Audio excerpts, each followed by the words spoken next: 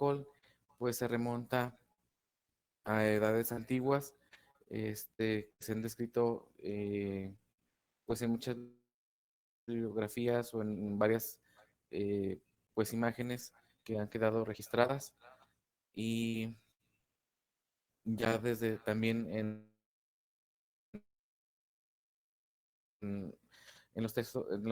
textos bíblicos pues ya se mencionaba algunos de sus efectos perjudiciales. eh, por ahí eh,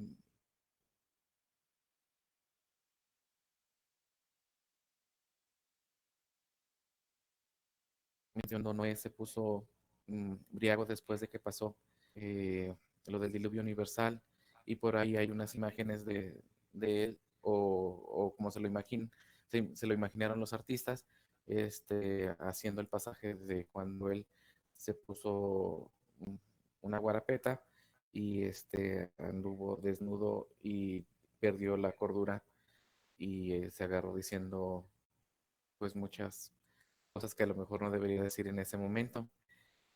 A partir de la Edad Media, el alcohol se consideró como un remedio para prácticamente todas las enfermedades y ya el valor terapéutico de las bebidas alcohólicas eh, se quedó limitado a la ingesta de muy pequeñas cantidades de vino.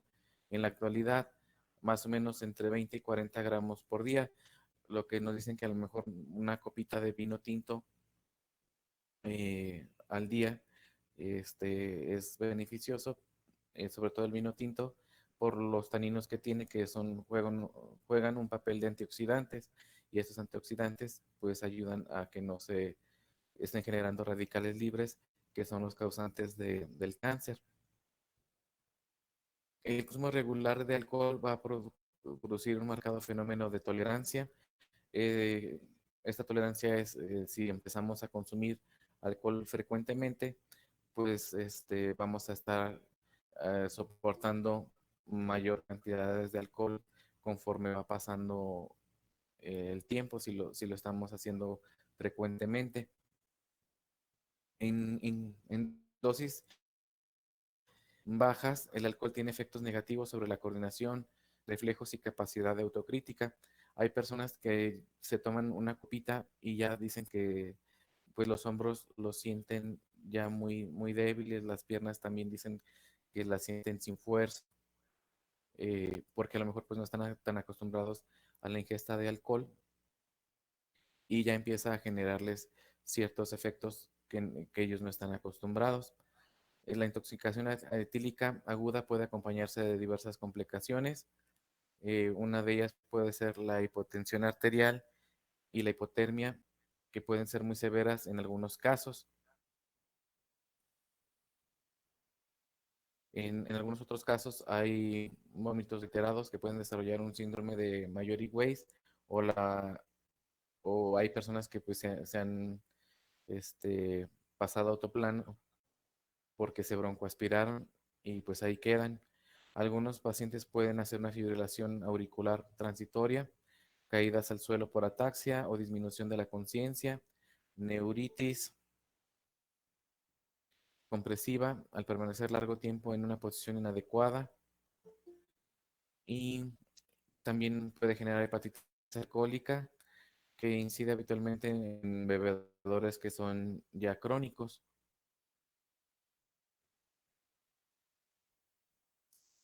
Esto es lo que, si se hiciera una alcoholemia, eh, eso serían el comportamiento que estarían observándose en la persona que ha ingerido el alcohol y la discapacidad que pudiera presentar a, a estas dosis. Si se hiciera un análisis de sangre o una muestra de saliva o también por vía eh, el alcoholímetro, que es estarle soplando, si encontramos esta concentración de 0.10 a 0.29 gramos litro, el individuo aparentaría estar normal y con algunos exámenes especiales pueden detectar algunos efectos sutiles. Ya después, de 0.30 a 0.59, se observaría una euforia suave, relajación, alegría, glucosidad, disminución de la inhibición. Ya, pues a lo mejor si la persona es, pues regularmente la vemos tranquila, que no habla mucho. Hay personas que ya se toman una o dos copitas y empiezan se les dice que se les suelta la lengua porque hay una disminución de la inhibición y empiezan a perder la capacidad de concentración. De 0.60 a 0.99 gramos litros, habría sentimientos mitigados, desinhibición, extroversión, y se perdería la capacidad de razonamiento, de percepción profunda, de visión periférica, eh, recuperación de la vista después del deslumbramiento y aumentándose la concentración de 1 a 1.99 y podría pasar un exceso de expresión, vaivenes emocionales, enojo, tristeza, bullicio, disminución de la libido. En, en discapacidades se perderían los reflejos, aumento del tiempo de reacción, la motricidad fina se perdería, eh, habría un tambaleo y titubeo, se presentaría la dificultad para hablar, disfunción eréctil temporal y posibilidad de intoxicación temporal y también amnesia.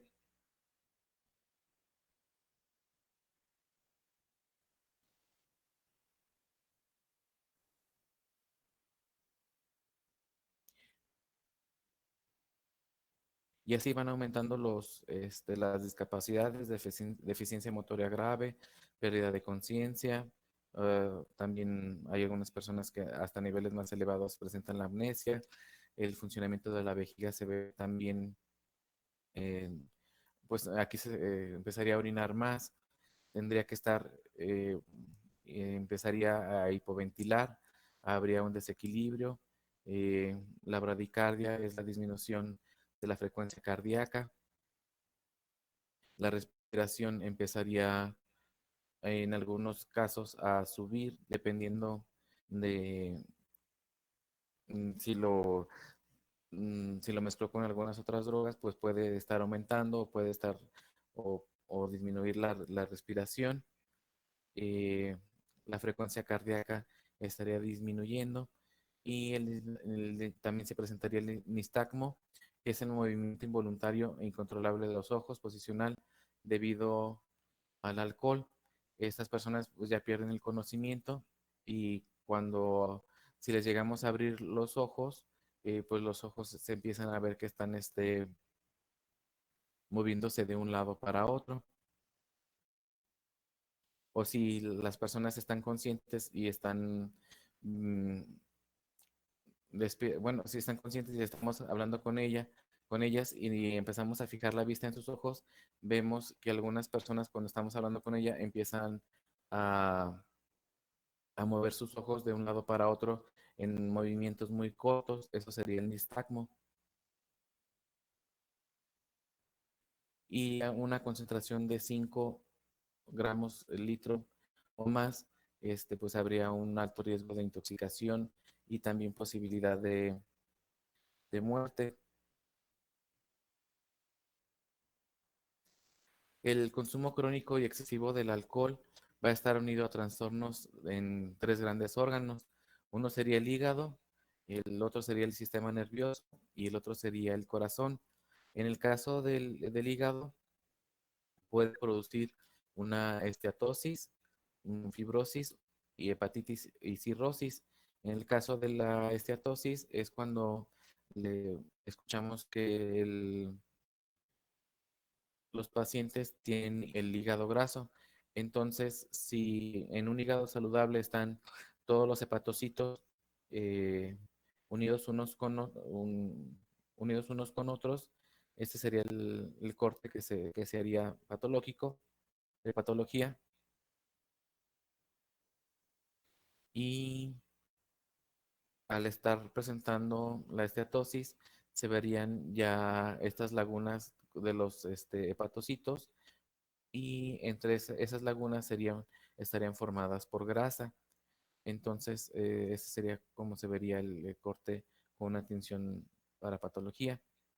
El hígado con fibrosis, pues empiezan a fibrar los hepatocitos y se empiezan a formar, se empiezan a perder la capacidad, l- estos hepatocitos, de tener sus funciones ordinarias. Y en el caso del hígado con cirrosis, a diferencia de la fibrosis, donde el, el daño puede ser puntual nada más, la cirrosis, ya la mayoría de las células del hígado estarían dañadas.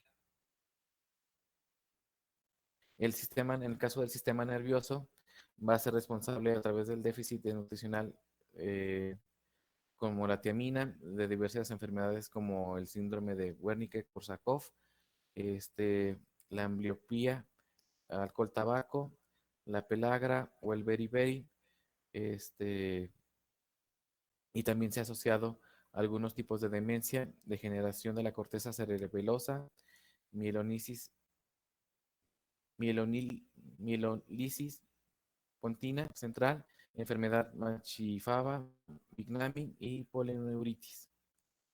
Y en el corazón puede ser responsable de miocardiopatías dilatadas.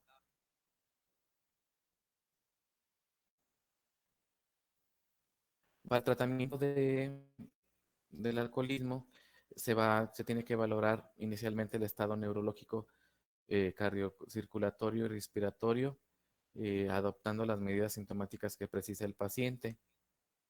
Entonces, en el caso de las intoxicaciones agudas, el vaciado gástrico no es procedente porque los enfermos acostumbran a ser vistos después de completar la fase de absorción intestinal, por lo que suelen haber tenido vómitos espontáneos.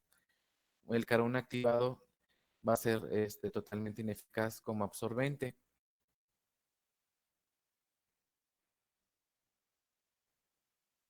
Se considera que el alcohol como tal carece de antídoto. Lo que se les puede pasar sería la administración de vitamina B1, aunque de cierta forma no tiene la capacidad de antagonizar. La palabra antagonizar es revertir los efectos del alcohol en el organismo, y las complicaciones del alcoholismo crónico carecen de un tratamiento específico.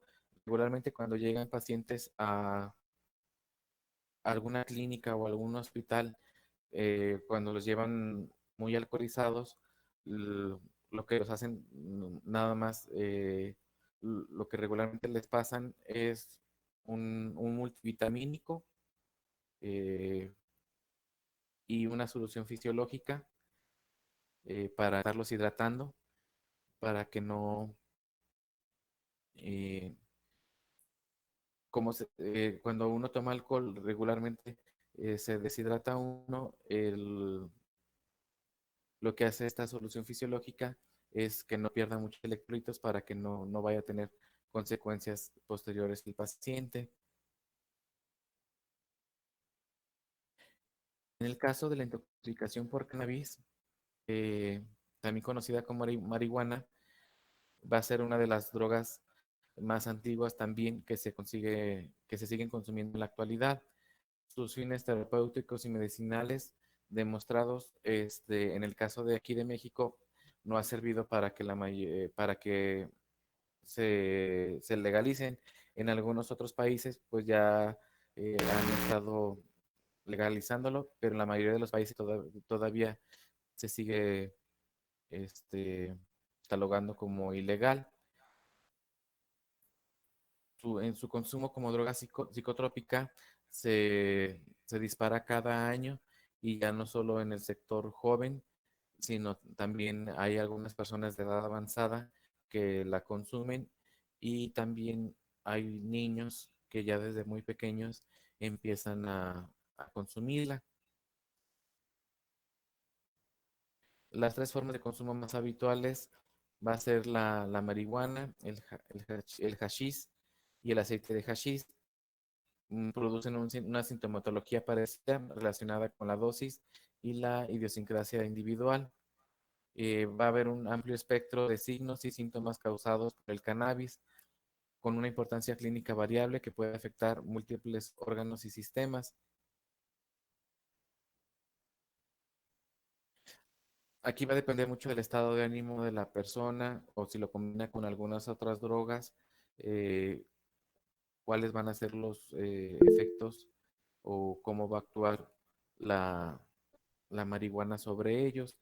El compuesto químico principal que predomina en la planta de cannabis es el tetrahidrocannabinol, conocido por las siglas de THC. El delta 9 tetrahidrocannabinol, comúnmente conocido como THC, es el componente psicoactivo y es el que va a hacer que haya una alteración de la percepción y modificación del estado de ánimo. De la planta de cannabis más importante y abundante en las variedades clasificadas presentes como precisamente como psicoactivas, hay o se han detectado alrededor de 400 compuestos químicos y de los que encontramos 66 cannabinoides y estos son distintos dependiendo de, de la variedad de la planta. De los principales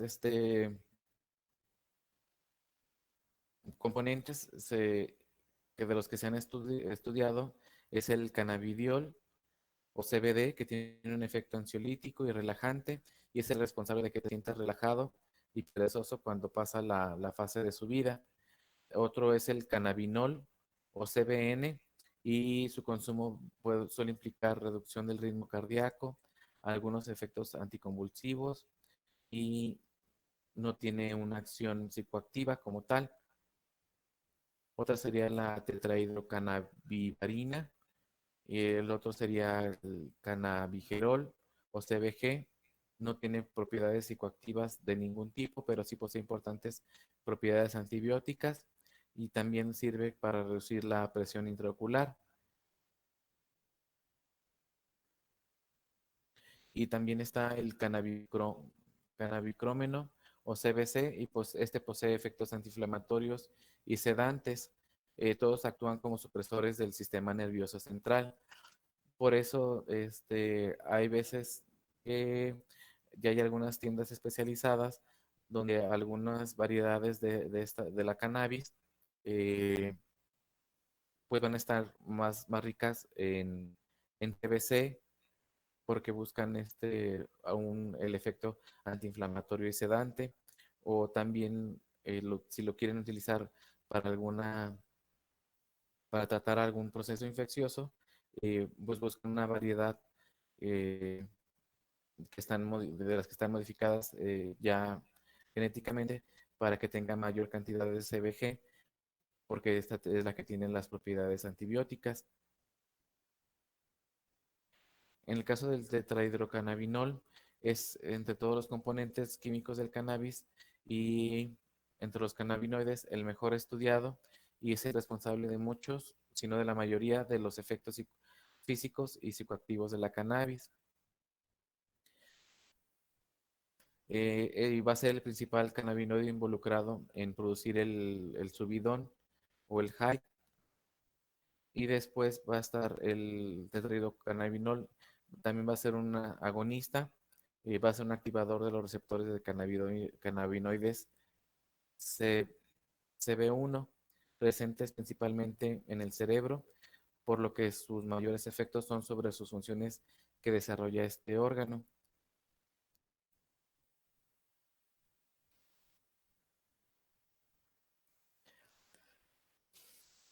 Su efecto va a ser marcadamente cerebral, mental y va a aumentar las funciones sensoriales como la visión, el oído, la sensibilidad a los colores. También va a aumentar la excitación sexual de hombres y mujeres. Asimismo, modifica la percepción de espacio y tiempo. Va a producir un sentimiento de euforia potente en bienestar mental y afina la mente favoreciendo la curiosidad y la creatividad.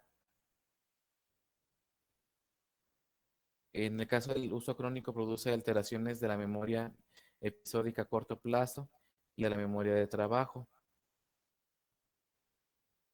Y los niveles demasiado elevados de tetrahidrocannabinol pueden provocar efectos como desorientación del espacio temporal, taquicardia, nerviosidad, ansiedad, paranoia. Las personas con predisposiciones a la esquizofrenia, la bipolaridad o la ansiedad deberían evitar consumir variedades de marihuana con niveles elevados de tetrahidrocannabinol. Entonces, ¿qué es lo que va a pasar? A lo mejor en las primeras ocasiones que estemos consumiendo o que se consuma marihuana, la, las personas van a sentir que se les aumentan la capacidad de los sentidos, como van a empezar a decir que en el caso de la visión, pues que se les vuelve más nítido todo lo que están observando. En el caso del oído, empiezan a escuchar las voces un poco más cerca. Los colores también se van a hacer mucho más nítidos y han descrito también que es como si lo vieran las cosas en 3D. Entonces, y a la vez que son más nítidos los colores, eh, pues eso les va a causar una sensación agradable. También hay algunas personas que lo utilizan antes de realizar el coito porque mencionan que estando bajo la influencia de la marihuana, pues mencionan que llegan ambos a un éxtasis. Entonces, por eso deciden consumirla. Y al estar modificando la percepción espacio-tiempo, el tiempo pasa muy, muy lento. Eh, Incluso pueden estar haciendo movimientos y están se desplazando en el automóvil y al estarse en este desplace que están haciendo en el automóvil, las cosas van pasando, aunque vayan a una velocidad más o menos fuerte, van a estar viendo las cosas que pasan muy, muy lento. Eh, por eso se pierde esta percepción. Va a llegar un momento que puede tener un sentimiento de euforia, se van a sentir muy relajados, se van a sentir felices, se van a sentir muy bien.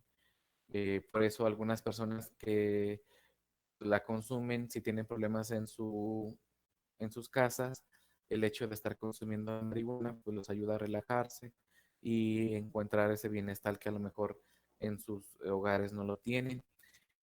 Y pues se ha descrito que algunas personas que son artistas para realizar eh, algunas obras de arte, alguna pintura, alguna escultura, eh,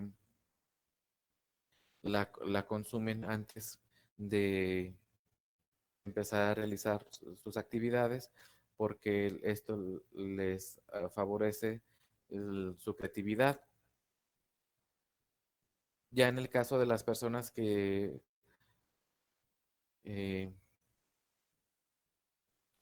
que tienen ya más o menos tiempo de consumirla, eh, sí, precisamente hoy le estaba comentando a una persona que iba a dar la clase de marihuana y él me había comentado que la había consumido y dice que ya después de algunos días que la había estado consumiendo, que llegó un momento que más bien en vez de sentirse ya esa relajación, esa sensibilidad a los colores y modificar la relación, la percepción del espacio-tiempo, ya las últimas veces que la consumía hacía que se pusiera más agresivo. Entonces, por esa razón, él dejó de consumirlo. Entonces, pues va a depender, les digo, del estado de ánimo que se encuentren y también del estado de salud, eh, mm, de, de cómo va, de los efectos que va a tener sobre ustedes. Entre ellos, pues sería la euforia, la relajación, la sedación, alivio del dolor, no de memoria, mucha energía, hambre, somnolencia, aumento de la frecuencia cardíaca, boca seca, ojos rojos, percepción lenta del tiempo. Hay personas que les pega la risa, hay personas que les da mareos y sensación de pesadez y hay, pues también la sensación de ansiedad y paranoia. En el caso de los mecanismos de acción, los cannabinoides se van a unir a los receptores específicos denominados cannabinoides, los que se han descrito al menos dos subtipos, el CB1 y el CB2.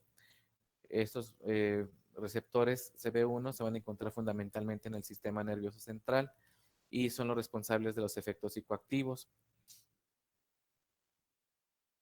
Los receptores CB2 se encuentran en la neuroglia y en los tejidos periféricos, principalmente en el sistema inmune y en órganos relacionados como el vaso, las amígdalas, en las células hematopoyéticas.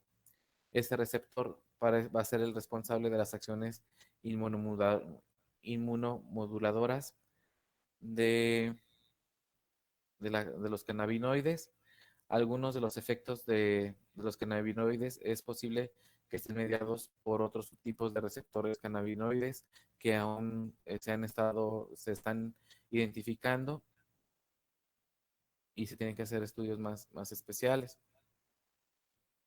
La absorción va a ser eh, la vía de administración más utilizada es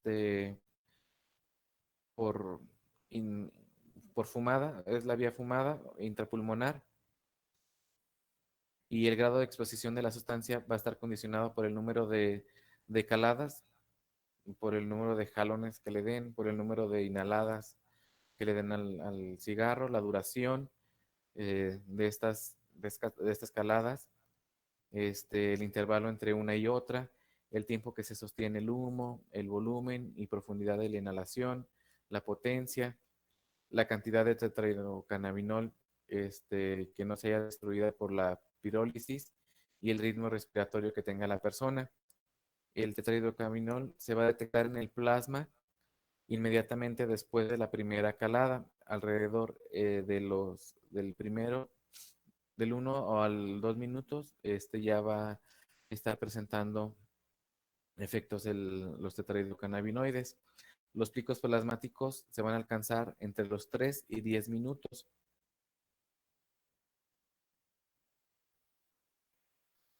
Cuando la administración es por vía oral, eh, la absorción es lenta y es errática.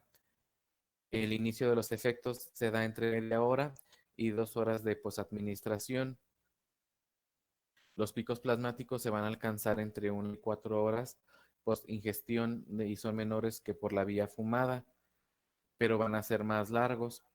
Eh, entonces, cuando se fuma, el efecto va a ser pues va a ser mucho más rápido cuando se empiezan a presentar los efectos, pero también van a desaparecer estos efectos de una forma más rápida a comparación de que si se hace por la vía oral, en el caso de ¿cómo se les llaman? Happy cakes, creo que se les llaman happy cakes. Este, sí va a ser un poco más lenta la absorción porque lo tienen que absorber, se tiene que ir masticándolo y de que llegue el estómago y de que se emulsifica bien en el estómago y pasa al intestino delgado, que es donde se empiezan a absorber la mayor cantidad de los nutrientes. Sí hace que sea más lenta los efectos presentados, pero van a ser más duraderos. Como es una molécula muy lipofílica, atraviesa con facilidad la barrera hematoencefálica, las concentraciones plasmáticas de tetrahidrocannabinol se van a disminuir en poco tiempo al ser este rápidamente distribuido hacia los tejidos más vascularizados, como los riñones, el hígado, los pulmones, corazón, glándulas salivales, vaso, las gónadas, el músculo, hipófisis o glándulas tiroides, y su principal metabolito es el 11-hidroxi tetrahidrocannabinol, de similar potencia psicoactiva y penetra más fácilmente en el sistema nervioso central. La acumulación de cannabinoides debido a su lipofilidad y su elevada unión a tejidos, particularmente la grasa corporal, va a ser responsable de la prolongación de sus efectos y de su acumulación en el organismo. Eh, el cannabis atraviesa la barrera placentaria y llega de forma efectiva a la circulación fetal. Por eso, como todas las drogas, pues se recomienda que cuando estén embarazadas las chicas, tratar de no consumir drogas porque estas drogas pueden tener efectos posteriores a a la formación del feto, y también puede tener problemas neurológicos posteriores el chiquitín. El metabolismo se va a convertir a convertir en 11-hidroxi tetrahinocannabinol en el hígado a través de una hidroxilación, y va a haber se va a dividir en dos fases, la primera en una oxidación y después en una hidroxilación, y la segunda fase va a ser una conjugación con ácido glucurónico, formándose este conjugado, el tetrahidrocannabinol carboxílico, y la eliminación este, va a ser alrededor de las 25-36 horas, cuando la persona no es un consumidor crónico, y un 80% se va a eliminar a través de las heces fecales. La vida media del tetrahidrocannabinol es aproximadamente de una semana, pudiendo llegar a requerirse, en casos extremos, un mes para su completa eliminación. Era el caso de cuando son consumidores que no lo consumen tan, o que fue ocasional, lo pueden estar eliminando en una semana, pero cuando ya son consumidores crónicos, tarda hasta un mes para poder eliminar o que el antidoping les vaya a salir negativo.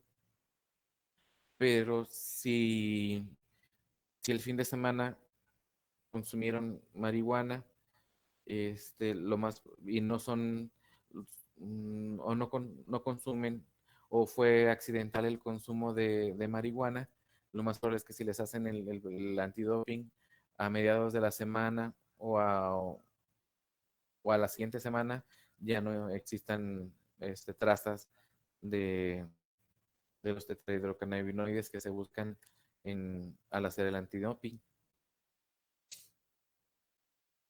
Mm, ¿Por qué se va a tardar más? Porque, como habíamos comentado, pues tiene una elevada, eh, es, es lipofílico. Entonces, esta hace que se acumule el metabolito en tejido graso. Entonces, cuando el consumidor es crónico, pues empieza a acumular en tejido graso y por eso tarda más en, en eliminarse. Entonces, de los efectos de la marihuana en diferentes sistemas, pues sería en el sistema nervioso central, en el sistema cardiovascular, en el sistema inmune, en el sistema respiratorio, en el sistema gastrointestinal, en el sistema endocrino y también en el sistema reproductor. De los efectos del sistema nervioso, pues estarían neuropsiquiátricos, sobre la memoria, la actividad motora, sobre el apetito, sobre la temperatura, sería antiemético, analgésico, anticonvulsivante, neuroprotector, y también sobre el, el globo ocular.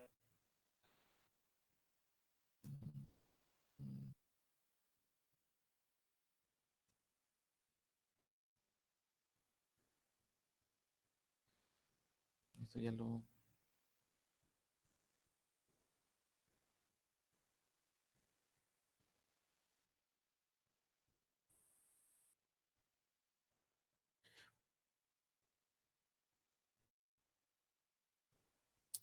Bueno, ya si quiere mejor aquí le dejamos de... Ya en la siguiente clase estaremos viendo los efectos. Bien, no sé si tengan alguna duda.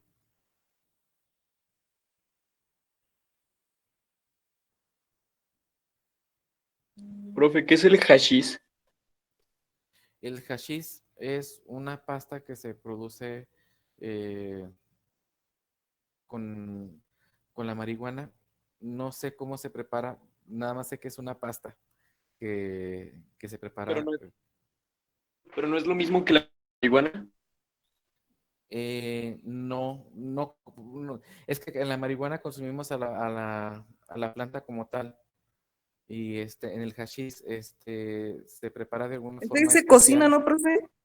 Ajá, sí, y se genera una pasta, pero no sé cómo cómo se cocina para hacer la pasta. Pero sí tiene nada más de las fotos que he visto, tiene una tonalidad muy oscura. Y y creo que también se inhala. Oh, ya. Es que había visto en documentales que en Egipto era lo que les gustaba fumar, Sí hay, el hashish. sobre todo en esa parte y en algunas partes de Europa se consume mucho el hachís.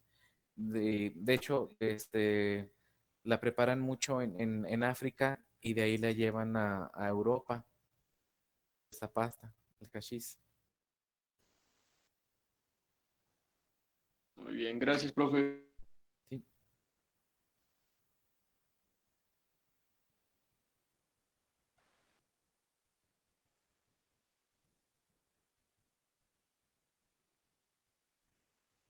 Profe, sobre la tarea de realizar un diagrama sobre la técnica del antidoping, ¿es Ujú. de la orina o de la sangre o...?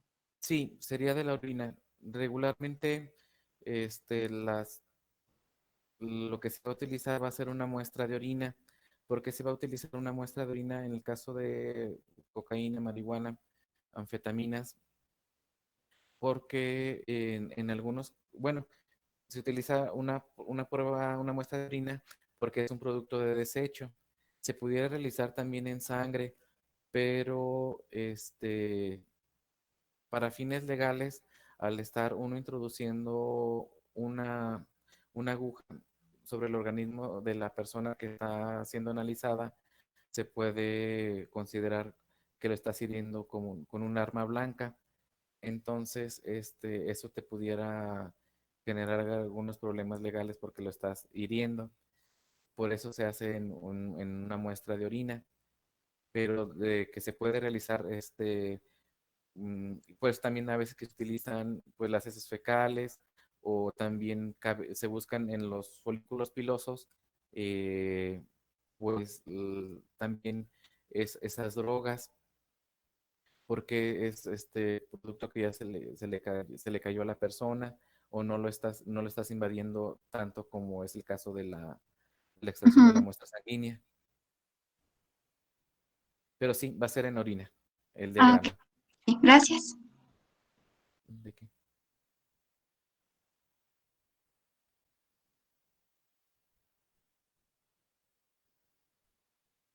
Entonces, si no hay otra pregunta, pues ya nos vemos para el siguiente jueves, ¿sale?